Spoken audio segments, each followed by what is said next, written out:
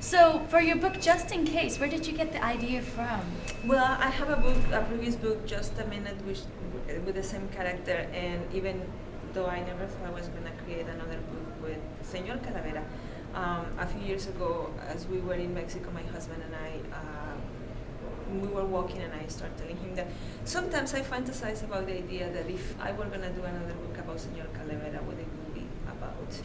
And I always thought that Senor Calavera doesn't have a lot of experience when it comes to celebrating life, when it comes to celebrating birthdays. So if he was going to come back, as in the last picture book, he promises Grandma Beadle, his friend, that he will be back next year.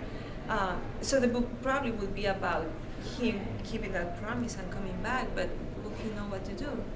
Will he know that when you come to a birthday party, you are supposed to bring a present? And how will he know how to choose what would be a good present, because obviously he has not much experience about that. And during that process and just talking with my husband about it, actually I got very enthusiastic about the possibilities and what eventually became Just in Case. So why did you choose to use the alphabet? The alphabet, because because the first book was a concept book as well. It was a counting book. So following with the same pattern, if I were going to tell a story about Senor Calavera, we'll probably be learning something, a new concept this time, and this time the concept was alphabet. And also it was perfect because it allowed me this big list of things that he could look for, that gave me an opportunity to give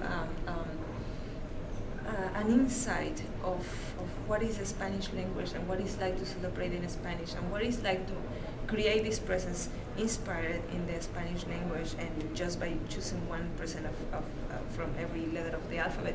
And I love doing that because it gave me the opportunity to bring words and images and concepts that I love myself. So why did you choose the character of Senor Calavera? He's like from the Day of the Dead, and it's like, that's right. You know, in a Western society, the death is typically very morbid, and it's not typically used for children. It is true. It's so true. Why the character? Well, when I first created the character of Senor Calavera, I was with my first book, Just a Minute, and I made that book when I was trying to learn how to create children's books. I was taking a class for learning how to create pictures for a picture book. And our teacher gave us an assignment. She said we were going to make a concept book. It could be a counting book, it could be an alphabet book. So we could choose, and I thought, I'm going to make a counting book, but what to count? And I have always loved the folk tales from my country, and especially the trickster tales, when very ordinary people like you and I can defeat extraordinary beings, in this case, death. So I thought, well, I'm going to have death, a representation of death, which is a skeleton, and who will be fit to, have this tension with death and have because the story is about that. It's about who is going to win, in this story, in a way. And I thought that a grandmother would be just right. But Senor Calavera does come from the idea, like you say, of the skeletons of the Day of the Dead. So I instead of having this morbid image of what death is like, I brought it actually from the playful side of our Mexican celebrations, where people and children and everybody who celebrates the Day of the Dead choose to play with it for a little while, and death becomes a candy, and death becomes a toy. Senor Calavera, to me, he's made out of sugar, just like the sugar skulls in the celebration of the Day of the Dead in Mexico. And his decorations, they are all sugary and candied, and that's exactly where he comes from. That's what it means to me. That's great. So why do you choose to write children's books and not other genres or for other audiences? Because I'm in love with them. Because children's books are everything. They are entertaining, they are beautiful, they are works of art. They allow you this mixture of many different arts, like the arts of the language and the words. At the same time, it allows you to create art for them to add meaning to the story, because they tell stories, and because you can learn anything you want from a children's book. Anything you want to know, just go to the library and you find a book that will tell you how to do it, how to go with it, how to find it. Children's books do all of that, and I'm in love with them. That's what I want to be doing. That's great. So what were your experiences with libraries like as a child?